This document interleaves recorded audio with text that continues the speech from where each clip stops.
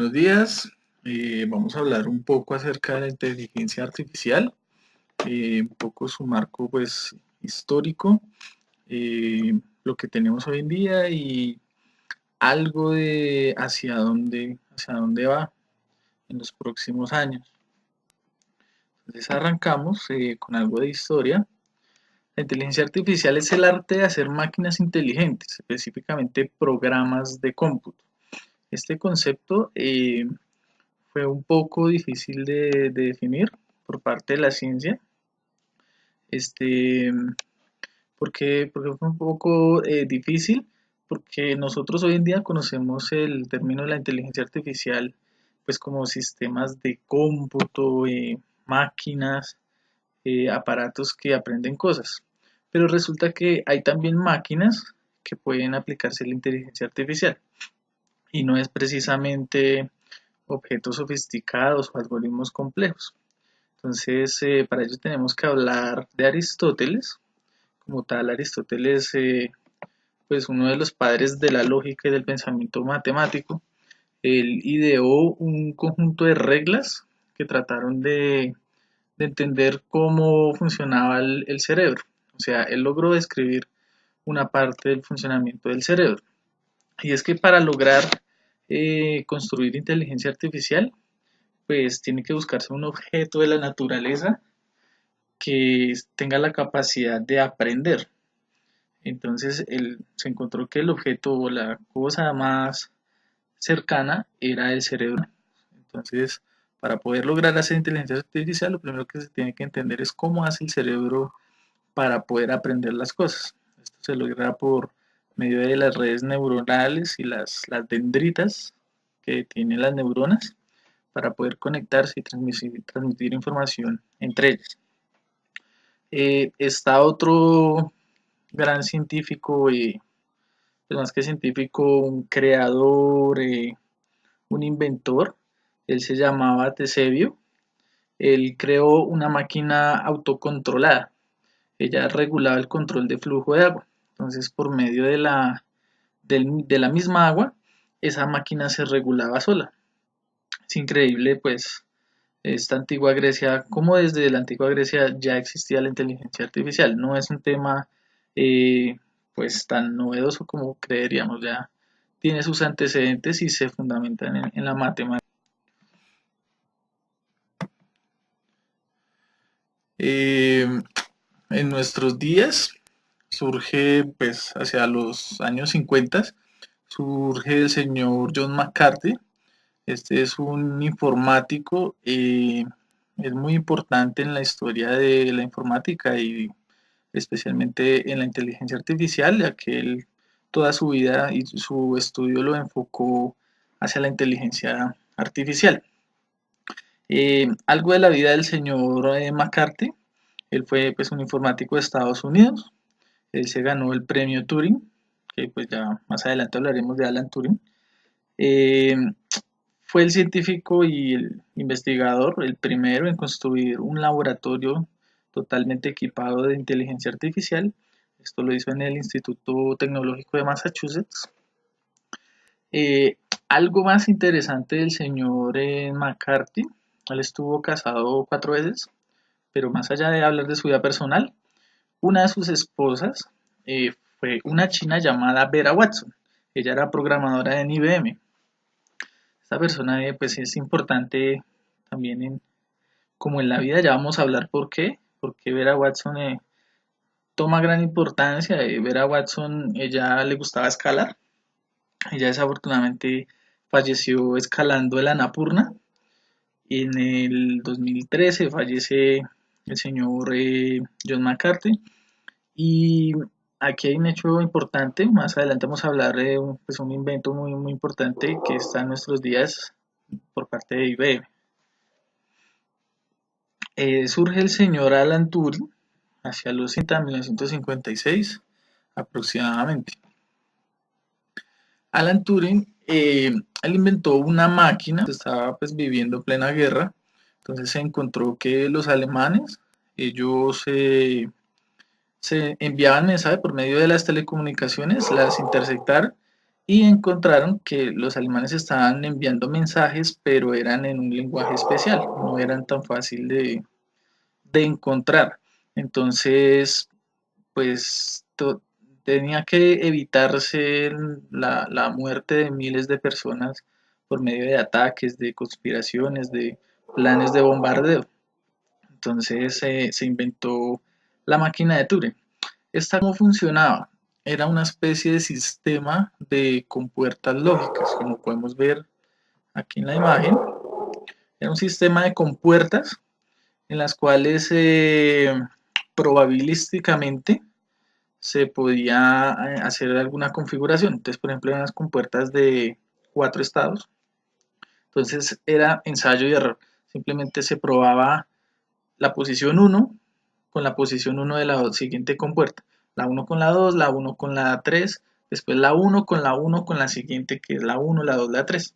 Y toda esa configuración, eso pues expande miles de posibilidades. Pero entonces, ¿cómo se descifraron los mensajes? Esto fue uno de los principios de la criptografía. Se encontró que deberían haber llaves. La llave define como el lenguaje con el que es transmitido el mensaje. Entonces se encontraron ciertos patrones en las comunicaciones y esto logró dejar ciertas compuertas fijas. Ya se sabía que debían quedar en cierta posición. Esto, esos millones y millones de posibilidades, pues ya se volvieron miles. Después se encontraron, se logró descifrar ciertas palabras, entonces se dejaron más compuertas fijas. Entonces se reducen y se reducen las posibilidades porque es parte de la inteligencia artificial y es la probabilidad y la estadística de las cosas. Entonces ese fue un gran aporte del señor Alan Turing. Además de desencriptar un mensaje, logró de cierto modo traducir todo un lenguaje. Se conoce como el test de Turing. Esto consiste en que una persona hace unas preguntas a una persona y a un ordenador. La persona, el interlocutor, él no conoce ni ve a la persona que le está preguntando ni ve el ordenador. Igualmente la persona que responde no tiene conocimiento de quién le está preguntando. El ordenador pues solo da preguntas. Todo se hace por escrito. Entonces, de esto, lo que resulta es que el interlocutor analiza las respuestas. Si él determina, o sea, no logra identificar quién es la persona y quién es el ordenador, puede equivocarse y dar al ordenador como una persona, entonces se dice que el ordenador ha aprobado el test de Turing. Esto se utiliza para creación de hardware, pues fue uno de los digamos, aportes, una de las cosas que surgieron para hacer test de creación de hardware y cómo ellos, los ingenieros, los científicos ensamblan las máquinas. Eso es como uno de los principios. Y aquí vemos pues algo de la evolución de las computadoras. Vemos, este era el primer equipo, un IBM S360. Era pues obviamente muy, muy grande, con una capacidad de procesamiento limitada. Hacía muchas operaciones para lo que hoy en día conocemos como algo básico. Tenía una gran capacidad de procesamiento para cosas muy, muy básicas. Obviamente la tecnología pues ha ido avanzando. Después se creó el computador, el primer computador pues personal, se puede decir. Este computador no tenía memoria, simplemente ejecutaba un programa a la vez. Era secuencial, no era multitarea. Ya se puso pues como al alcance de las personas. Se vio pronto se vio que las computadoras, pues sí, se podían programar y esto fue algo revolucionario. O sea, esto le estalló el cerebro a muchas personas en su época. ¿Cómo era que una máquina era capaz de hacer tareas? Fue un concepto pues bastante vanguardista para su época, pero a la vez no era más que eso, eran tareas, no se hacía nada más allá de eso. Entonces el computador, si yo le decía, calcúlame una suma, él la hacía porque previamente un programador había definido cómo era hacer una suma y cómo debería dar un resultado. Pero más allá de eso, la inteligencia artificial pues lo que logró fue darle autonomía a los aparatos. Ya vamos a hablar un poco más de eso. Aquí tenemos a Shaky. Shaky es el primer robot conocido en la historia. Además de ser el primer robot, es el primer robot con inteligencia artificial. Shaky era un aparatico que se movía como tembloroso, tenía, tenía ahí sus problemas y pues era por la cantidad de energía que consumía, tenía unas celdas de batería demasiado grandes, pero Shaky reunía como los primeros componentes de inteligencia artificial. Shaky tenía sensores, tenía infrarrojos, tenía un sistema complejísimo de cámaras. Entonces, lo que él hacía, se le había alimentado previamente patrones de ángulos, todo era trigonometría. Entonces, por ejemplo, cuando encontraba una esquina, esa imagen, lo que capturaba en la cámara, lo volvía como una imagen estática. Esa imagen la pasaba a vectores, a un sistema de líneas, y la comparaba con su sistema interno a ver si en algún momento, dentro de las cantidades millonésimas de fotos y de información que tenía, encontraba alguna similitud. Si encontraba similitud, él ya sabía que eso era una esquina, que no podía pasar más de ahí, que era un límite y que debía devolverse. Entonces, no es que fuera inteligente, lo que pasa es que tenía infinidad de probabilidades, tenía muchas opciones. Entonces, digamos que su lógica condicional no era si sí o si no, sino que era si sí o si esto, o si esto, o si lo otro, o lo siguiente, o lo otro, o lo otro. Entonces, era un programa complejísimo. Así que podía mover elementos de un lugar a otro, podía desplazarse, podía, digamos, esquivar obstáculos por medio de todo el sistema tan complejo que tenía. Aquí vemos el famoso Tricky o 3 en línea, como llaman en algunos lados. Es un juego pues muy fácil en donde a partir de la primera marca, el primer movimiento, se puede crear un algoritmo como de predicción de las siguientes jugadas. Este es un juego pues repetitivo. Entonces, por más que yo empiece por la esquina superior derecha o por el centro o la inferior izquierda, eh, su lógica va a ser siempre lo mismo. Tiene, digamos, un patrón. En programación, lo que sea repetitivo puede ser programable. Entonces, aquí vemos como las posibilidades según lo que se haya marcado. Entonces, con base en esto, eh, programas tienen armado tu patrón de posibles jugadas y asimismo el sistema puede competir contra el humano o contra otras máquinas, que es como uno de los principios de las cosas más avanzadas que tiene la inteligencia artificial. Aquí podemos ver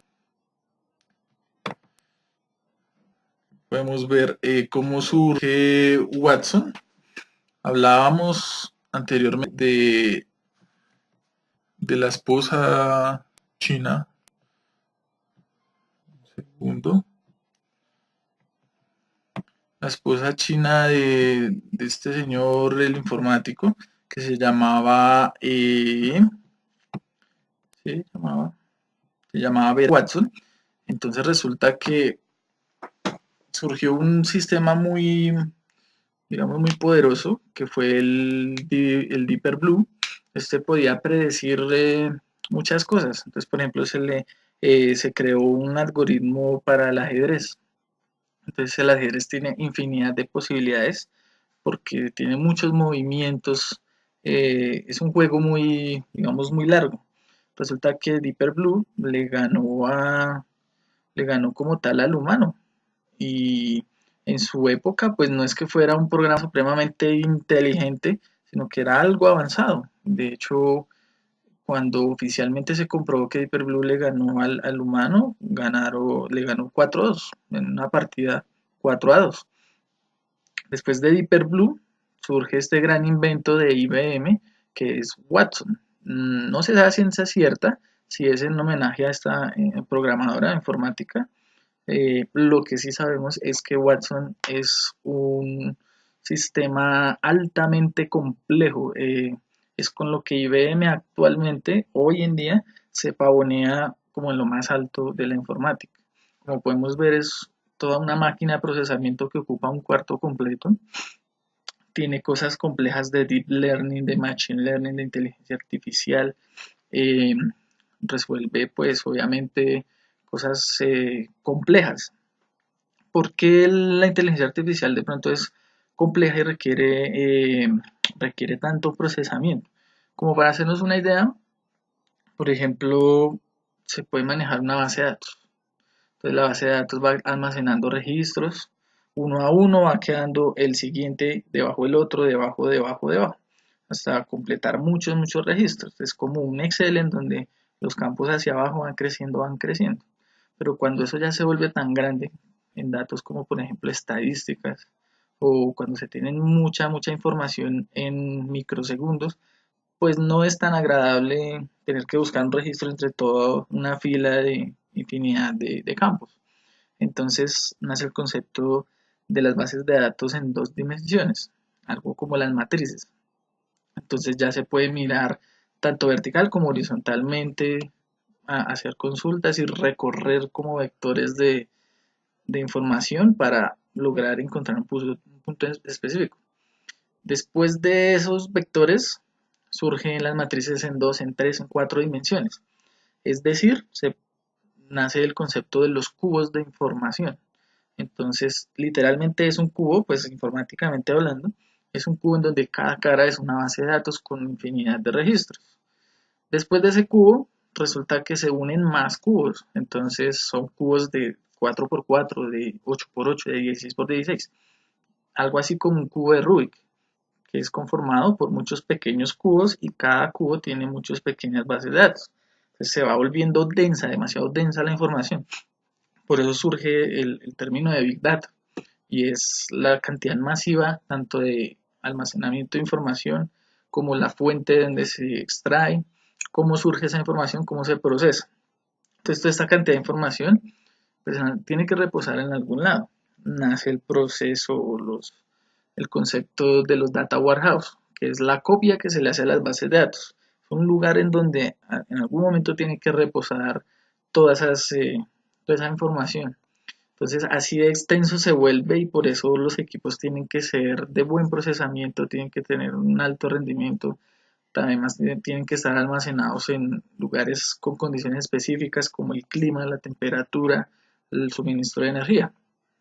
Este sistema precisamente de IBM Watson es accesible a todo el mundo, tiene planes corporativos, tiene planes personales, todo el mundo puede utilizar inteligencia artificial, porque es que este Watson lo que hace ya tiene predefinidos como todos los algoritmos que uno se puede imaginar. Entonces, no es necesario crear un sistema desde cero de inteligencia artificial. Watson ya lo trae. Tiene, por ejemplo, procesamiento de imágenes. Entonces, si uno le dice a Watson, le dice, procese un rostro, él ya sabe, él coge esa imagen y la parte en todos los píxeles que tiene, que pueden ser infinidad.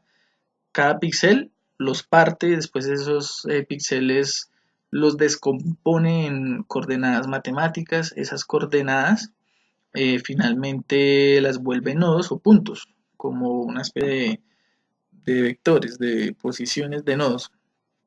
Y eso ya está listo para ser comparado con otra imagen. Otra imagen pueden ser inclusive todas las imágenes del mundo y él las va a comparar punto a punto, nodo a nodo, por la configuración de color, por la posición y arroja un resultado, más o menos algo así se basa la inteligencia artificial. La inteligencia artificial tiene mucha matemática de fondo, tiene muchos datos de estadística y probabilidad y es como se logra encontrar un resultado o llegar a probabilidades de algo por medio de la predicción de las cosas.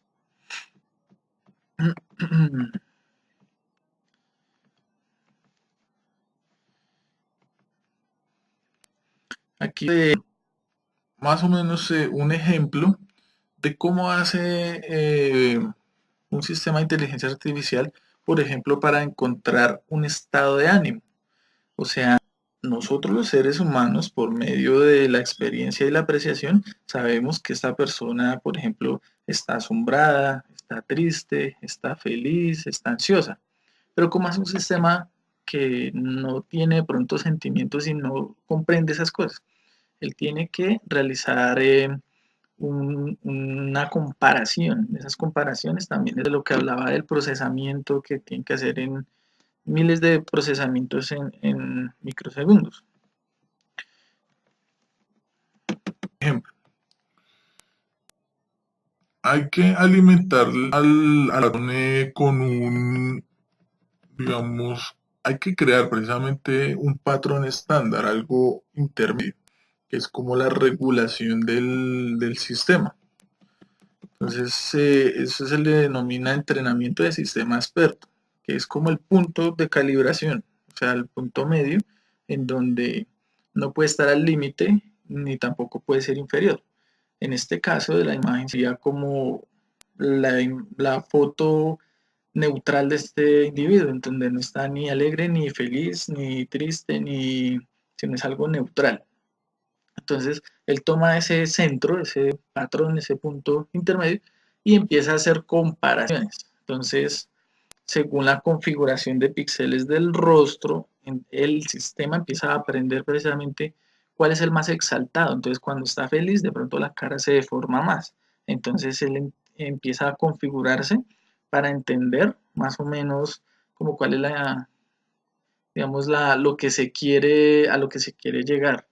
¿Sí? En esta segunda imagen vemos más o menos cómo funcionan las redes neuronales. Entonces yo simplemente tengo una imagen, entonces toda esta imagen es convertida a puntos, a nodos, a píxeles.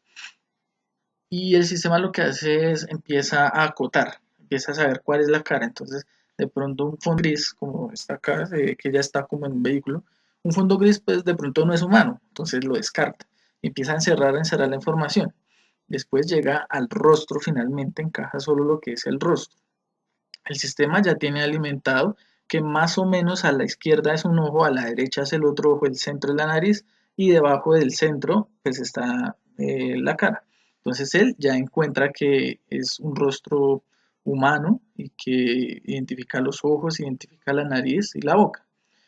Algo así funciona, por ejemplo, las cámaras, cuando se toma una fotografía o, por ejemplo, los fabricantes dicen sistema de reconocimiento de rostro inteligente y estabilización de imagen. Es más o menos a esto a lo que se refiere. Cuando yo me tomo una selfie con una montaña de fondo, el sistema ya reconoce más o menos, sabe identificar cuándo es rostro, cuándo es montaña, cuándo es un árbol, cuándo es una bicicleta, un automóvil.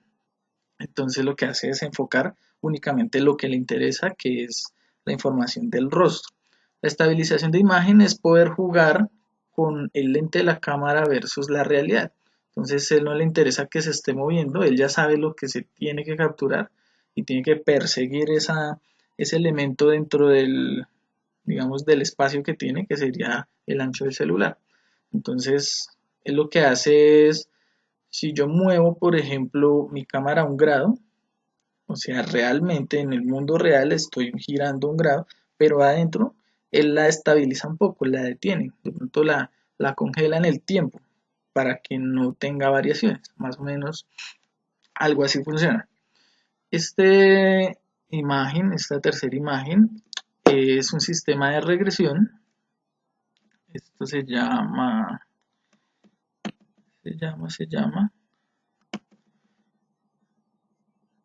es sistema de puntos de regresión y era algo de lo que hablaba. Es cómo se alimenta un patrón, es estándar, como hay digamos, una lección inicial, porque por más que una máquina de inteligencia artificial pues pueda aprender muchas cosas, sí hay que entrenarla. Inicialmente hay que enseñarle. Entonces hay que decirle, esto va a ser tal cosa, esto va a ser una imagen, esto va a ser un dato estadístico. Bueno, entonces aquí vemos como la línea azul es el patrón inicial que él tiene. Los puntos rojos son los datos comparados. Entonces, cómo él encuentra la similitud y va encontrando el punto medio. Cómo él más o menos va definiendo que lo que se le está alimentando versus lo que él tiene alguna similitud. Si tiene similitud, pues aísla estos datos y arroja pues finalmente unos resultados. Obviamente hay mucha matemática, hay mucho estudio de estadística y probabilidad detrás de esto. La inteligencia artificial no es exacta, es probabilística. Y a mayor grado de probabilidad, más se encuentra la verdad.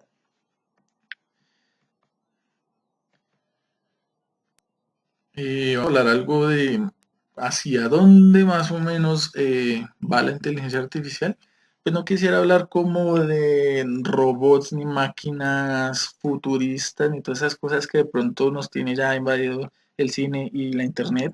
Que en internet hay cualquier cantidad de información acerca de esto, pero sí quisiera hablar un poco de puntos específicos que pues vale la pena analizar.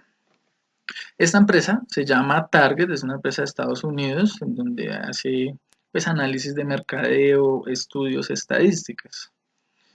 Eh, Esta empresa utiliza inteligencia artificial, utiliza Machine Learning específicamente. Entonces, ¿qué pasa? Es raro, por ejemplo, uno va a mercar y encuentra, por ejemplo, encuentra whisky al lado de los pañales. Y uno dice, pero es como raro, o sea, ¿será que se equivocaron?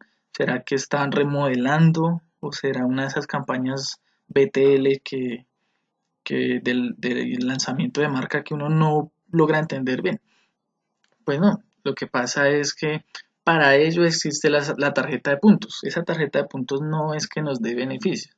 Esa tarjeta está destinada a nosotros, a poder almacenar ahí información. Entonces, de cómo es nuestros hábitos de consumo. Entonces, cada vez que yo voy a comprar y paso la tarjeta, pues sí, hay unos puntos y eso, pero eso es una pequeña recompensa a lo que en realidad están haciendo con nuestra información y cómo la están manejando. Cada vez que yo compro, pues eso genera un historial, va almacenado a algún lado, una base de datos, un servicio web. Entonces empieza a generar pues unos reportes que son analizados obviamente, puede ser por un humano, puede ser por una máquina con inteligencia artificial. Entonces cada vez que genero una compra y paso mi tarjeta, pues eso va generando unas estadísticas, unos reportes. Entonces, ¿qué pasa? Ese ejemplo del whisky y de los pañales, que lo vi en algún momento, pues resulta que, no sé, el padre de familia que de pronto un fin de semana quiere comprar una botella de whisky y de paso comprar los pañales, pues encontraron que para él le queda mucho más fácil tenerlos ahí al lado. Entonces, por eso esas decisiones, finalmente todos los resultados que se arrojan en la inteligencia artificial se aterrizan en toma de decisiones. Entonces, pues es como un dato bastante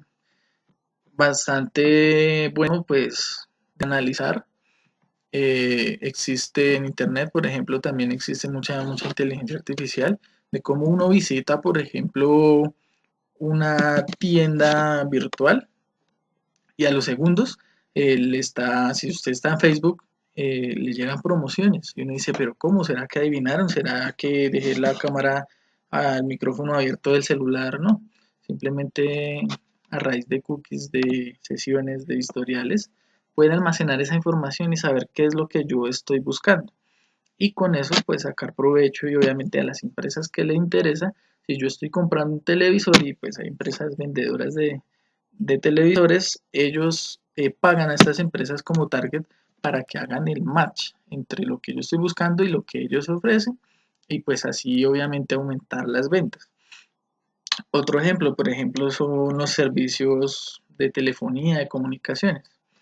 Ellos ya saben que su servicio no es el mejor y que de un porcentaje de lo que venden hay clientes insatisfechos, porque es la realidad y porque así pasa. ¿Qué pasa? Ellos hacen la llamada justo al tiempo, ellos ya saben que, no sé, puede ser un año, 2 años, que la persona ya está aburrida y que quiere cambiarse de servicio creyendo que va a mejorar su experiencia. Entonces, por ejemplo, al año de la persona adquirir el servicio y resulta que ya quiere irse, preciso en ese momento le hacen la llamada y le dicen, mire, tenemos la promoción del año, usted le vamos a dar el 200% con una inversión del 10%. Y es una super promoción. Entonces uno dice, claro, pues yo como soy inteligenario, tengo que hacerme a esta promoción porque está muy buena. Y realmente puede ser muy buena. Pero eso lo que hace es que no deserte la persona y que no deje de pagar por los productos que está ofreciendo. Esa es Su filosofía de negocio, que la gente no se vaya. Todo esto, todos estos resultados los arrojó una máquina de inteligencia artificial que, que precisamente comparó y hizo análisis, hizo unos estudios y dio un resultado. Y obviamente eso es pasado a otra base de datos, puede ser revisado por personas que toman decisiones. Hay unos tipos de inteligencias artificiales que podemos darle. Hay máquinas que actúan como un ser humano. Entonces por ejemplo, está el robot muy famoso conocido como Petman. Petman, pues, fue un muy buen modelo porque no parecía tan robot, era más parecido como al humano. Era como tal, limitaba la forma de un humano, no se le veían los cables, tenía como un diseño ergonómico, agradable. Eh, Petman podía hacer tareas como alcanzar un café, desplazar cosas de un lugar a otro, recordaba cosas, hablaba con las personas, aunque no tan sofisticada la inteligencia artificial, pero sí podía establecer comunicación. Petman fue conocido como el robot más rápido de su generación.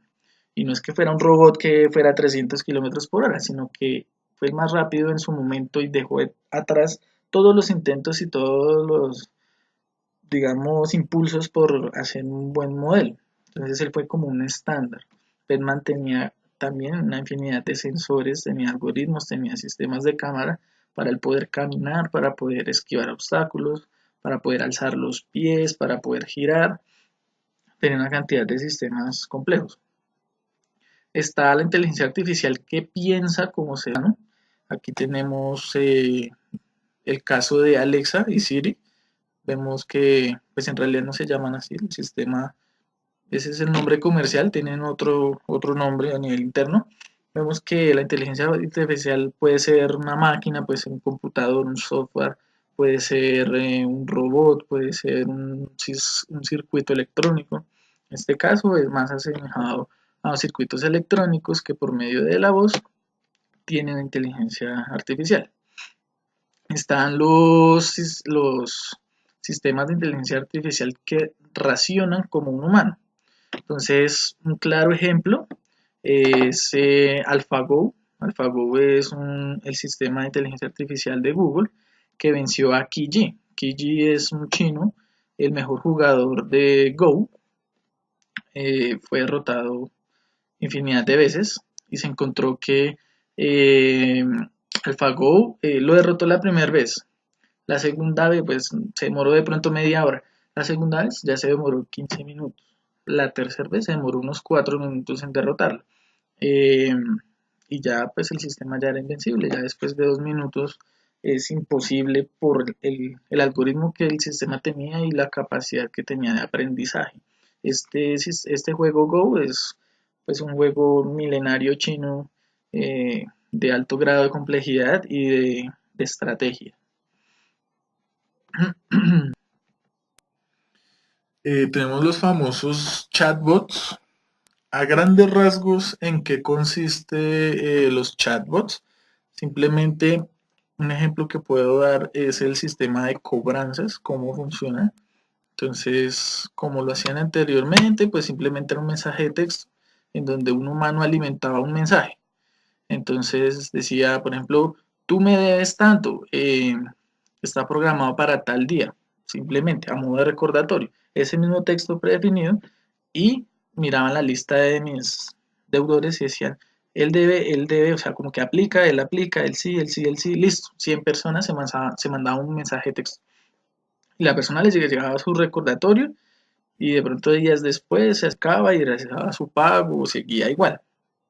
Ahora los chatbots, eh, son más inteligentes y lo que permiten es establecer una conversación, como si fuera un humano versus otro humano del otro lado del mensaje.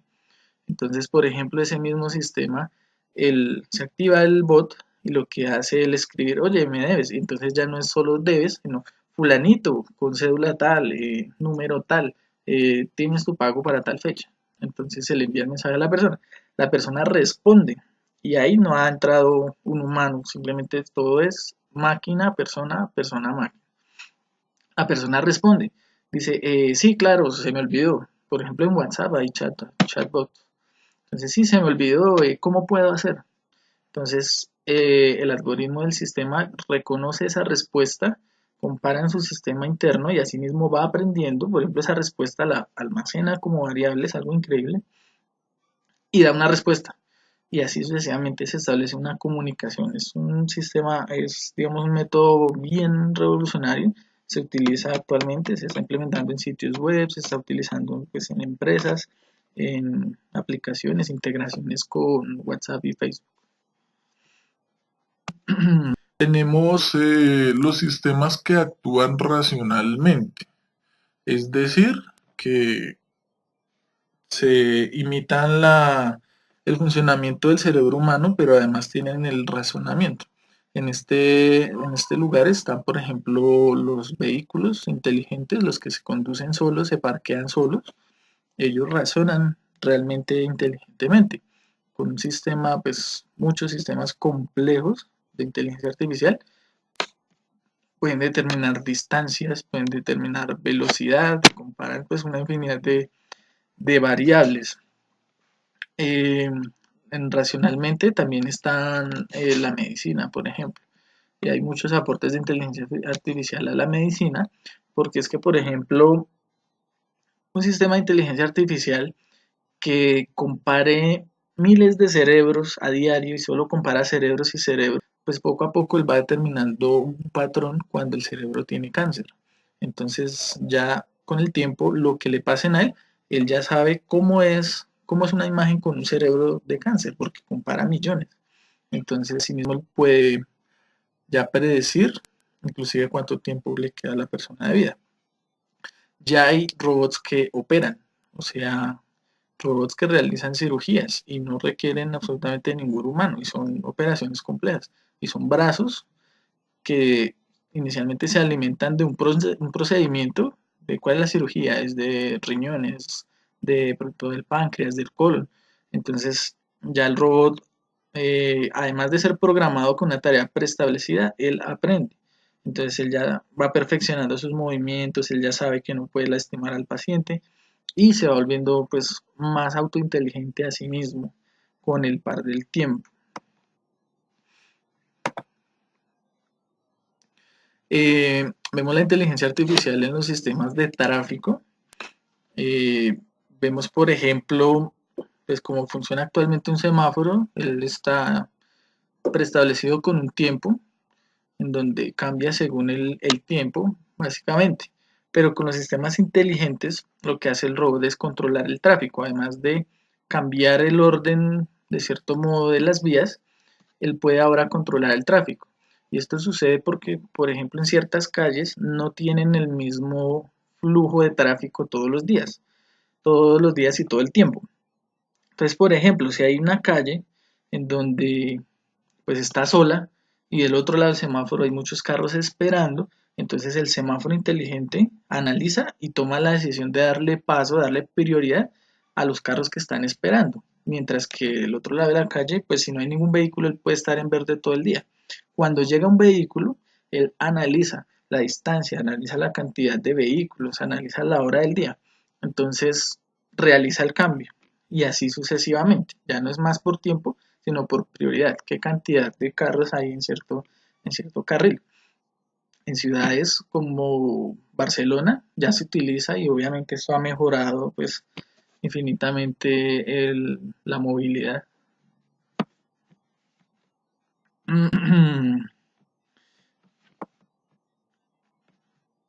Tenemos pues bastantes aportes, estas son algunas referencias de las imágenes utilizadas. Hay bastantes aportes en el Internet de las cosas o el Internet del todo, porque mm, inicialmente estaba el Internet de las cosas, pero cada vez más y más objetos se conectan a Internet, que ahora se le denomina el Internet del todo, y es que es todo. Son relojes, celulares, son aparatos, por ejemplo, electrodomésticos, son objetos de monitoreo, sensores de alarmas de incendios, son, por ejemplo, poder controlar el garaje, que por ejemplo yo abro la puerta de garaje desde mi celular cuando voy llegando a la casa o un dispositivo que esté en el vehículo y por proximidad él ya sabe que yo voy llegando y abre y cierra la puerta. Hay conceptos pues muy complejos, avanzados, revolucionarios. Está el Internet de las cosas, Internet del todo. Se habla de ahora de la computación en la nube y en la niebla, además, que es un sistema pues mucho más complejo. Esperamos estar hablando de esto un poco más a futuro. Gracias.